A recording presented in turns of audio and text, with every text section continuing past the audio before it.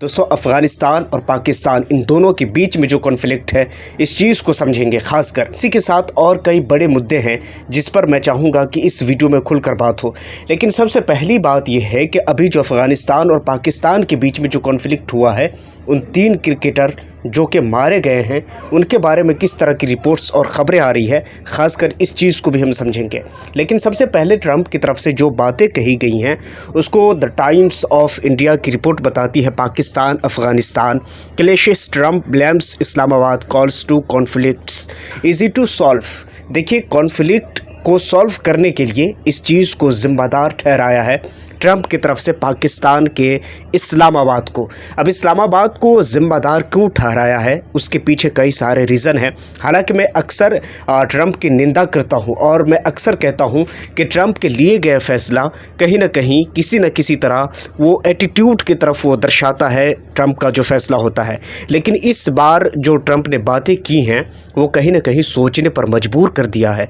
और ट्रंप की इस बात को कहीं ना कहीं सोचा जा सकता है थोड़ी देर के लिए, अगर अब दुश्मनी को साइड कर दे तो। देखिए, सबसे पहली बात यह है कि ट्रंप ने इस बार दोहरे नहीं बल्कि बिल्कुल इंसाफ वाली बात की है और कहा है कि इस चीज़ का ब्लेम मैं इस्लामाबाद को मानता हूं और उसको मैं ब्लेम करता हूं और उसको मैं ज़िम्मेदार समझता हूं। और मैं ये कहना चाहता हूं कि अगर पाकिस्तान चाहे तो आसानी के साथ इस पूरे मामले को, पूरे कॉन्फ्लिक्ट को वो ईज़िली सॉल्व कर सकता है, मगर पता नहीं कि पाकिस्तान ऐसा क्यों नहीं करना चाहता। आगे चलकर वो कहते हैं कि हालांकि मैं अपने देश USA को चलाने में बिज़ी हूँ, लेकिन हाँ, मुझे ये कॉन्फ्लिक्ट को किसी तरह के ऐसे जो लफड़े होते हैं उसको सॉल्व करना मुझे अच्छा लगता है, इसलिए मैं कोशिश करूँगा कि ये सॉल्व हो जाए, मेरी कोशिश रहेगी। लेकिन फ़िलहाल मैं बिज़ी हूँ अपने USA यानी अमेरिका को लेकर। यह बड़ी अपडेट जो कि ट्रंप की तरफ से दी जा रही है। उसी के साथ अगर बात करें उन 3 क्रिकेटर की जिनकी मौत हो गई है इस हमले में, देखिए दोस्तों, पूरी दुनिया के अंदर में, यहाँ तक कि यूरोप के अंदर में भी इस चीज़ को लेकर के बहुत ख़तरनाक तरीके से आवाज़ उठाई गई और पाकिस्तान को घेरा गया। अफगानिस्तान के क्रिकेट बोर्ड ने जो कबीर आगा, सिबगतुल्ला और हारून नाम के इन 3 क्रिकेटर की मौत के बाद T20 मैच और दूसरे कई मैचों से पाकिस्तान के साथ उसने बहिष्कार कर दिया और कहा कि हम पाकिस्तान के साथ किसी भी प्रकार के, किसी भी तरीके के हम मैच नहीं खेलेंगे, कोई भी। हालांकि बताएं आपको, इस चीज़ को लेकर के कतर में अभी पूरी तरह से बैठक हुई है। पाकिस्तान और अफ़गानिस्तान इन दोनों देशों के रक्षा मंत्री कतर में बैठे हैं और कतर में इन तमाम मुद्दों पर बात हो रही हैं।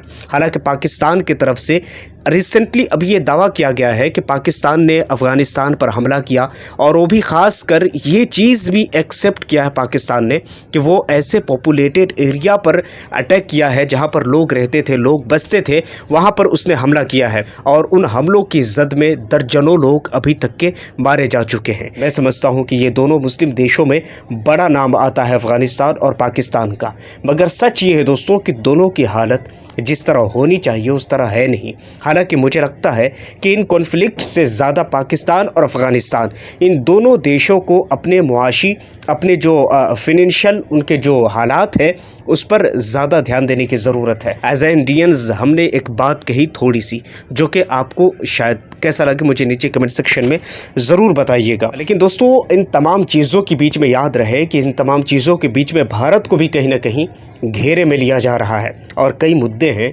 जिसकी वजह से अब अभी आप देख रहे होंगे कि आमिर खान मुत्तकी जो कि अफ़गानिस्तान के मिनिस्टर है, उसने भारत का दौरा किया। अब जबकि वो भारत के दौरे पर थे तभी पाकिस्तान ने अफ़गानिस्तान पर हमला कर दिया। कुछ इस तरह का सीन है। तो इस वजह से भी कई ऐसे सवाल हैं जो कि भारत के ऊपर भी खड़े किए जा रहे हैं। हालांकि मुझे अपने भारत के तमाम फॉरेन पॉलिसीज़ पर इतना भरोसा है, इतना विश्वास है कि इन तमाम चीज़ों को ईज़िली वो डील कर लेगा। लेकिन याद रहे, अफ़गानिस्तान के अंदर में भी कुछ रैलियाँ, कुछ मार्च ऐसी निकाली गई थी जिस रैली और मार्च से डायरेक्टली भारत के पक्षधर होने का सबूत दिया जा रहा था। फिर ये सारी चीज़ें अपनी नज़र में रखिए दोस्तों। सोचिए, इमेजिन कीजिए कि आप यूरोप में बैठे और फिर आप उस धरती के हिसाब से अगर आप एनालाइज करें करेंगे तो आपको ये अच्छी तरह समझ आएगा कि एक्चुअली मामला क्या है। देखिए, गज़ा के अंदर में जो कुछ भी है ये पूरी खबर मैंने आप तक डिस्कशन किया है पहले भी, लेकिन इस वक्त की बड़ी खबर अदला बदली के बावजूद भी गज़ा के बारे में एक बड़ी रिपोर्ट आ रही है कि हमास अब भी हथियार छोड़ने को तैयार नहीं है और उसके पीछे कई तर्क उन्होंने दिए हैं। खासकर ऐसे मौके पर आपको अंदाज़ा होगा गज़ा में भले ही जंग थोड़ी देर के लिए रुक तो गई है, लेकिन गज़ा के लोगों को जिस तरह फ्रीडम चाहिए थी उस तरह मिली नहीं है। शायद उन्हें मिल जाए, क्योंकि जिस तरह के मुस्लिम हुक्मरान हैं उस तरह उनके हालात को देखने के बाद मुझे नहीं लगता कि जिस तरह गज़ा को आज़ादी मिलनी चाहिए उस तरह गज़ा को आज़ादी मिलेगी। लेकिन फिर भी कहा तो यही जाएगा, हमास अभी पूरी तरह से हथियार छोड़ने को तैयार नहीं। एक कैदी जो कि इजराइल की तरफ से रिलीज़ किए गए हैं उसकी आप बीती कहानी मैं आपको सुनाना चाहूँगा। देखिए, फैसल खलीफा को 25 साल की सज़ा सुनाई गई थी। उन्होंने 10 साल की सज़ा तो ऑलरेडी काट ली है। सोमवार 250 फ़लस्तीनी कैदियों और 1700 गज़ा के कैदियों के बंधकों के साथ उन्हें रिहा किया गया। उनकी आप बीती ये है कि उन्होंने खुद अपनी ज़ुबान से ये कहा कि कई दिनों तक कि उसे भूखा रखा जाता था, यहाँ तक कि उसे वॉशरूम भी नहीं जाने दिया जाता था।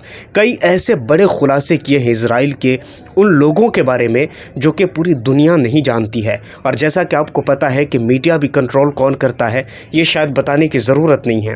पूरी मीडिया कंट्रोल जिसके हाथ में होगा जाहिर है कि वही खबर आप तक पहुंचेगी। लेकिन कोई बात नहीं है दोस्तों, ये तमाम चीज़ों को देखने के बाद ही मैंने कोशिश की है कि जो बड़ी खबर और अपडेट होती है उसके डीप में जाकर हम उसको एनालिसिस करें और एनालिसिस करने के बाद हम वो खबर आप तक पहुँचाएँ। देखिए, खबर पहुँचाना आसान है, लेकिन किसी खबर के तह तक जाकर उस खबर के डीप में जाकर उस खबर को, सच्चाई को निकालना शायद ये बड़ा मेहनत का काम है। दोस्तों, आप क्या कहते हैं इन तमाम खबर और रिपोर्ट्स के बारे में? आप नीचे कमेंट सेक्शन में ज़रूर बताइए। और हाँ, पहली बार अगर चैनल पर आए हैं तो चैनल को ज़रूर सब्सक्राइब कर लीजिए, बेल आइकन को प्रेस कर लीजिए। फेसबुक, यूट्यूब, इंस्टाग्राम अगर सोशल अकाउंट्स पर अगर आप देख रहे हैं तो जितना हो सके अपने दोस्तों और रिलेटिव के साथ इस वीडियो को शेयर कर सकते हैं। मैं मिलता हूँ किसी और वीडियो एंड टॉपिक के साथ। जब तक के लिए अपना बेहद सारा ख्याल रखिए।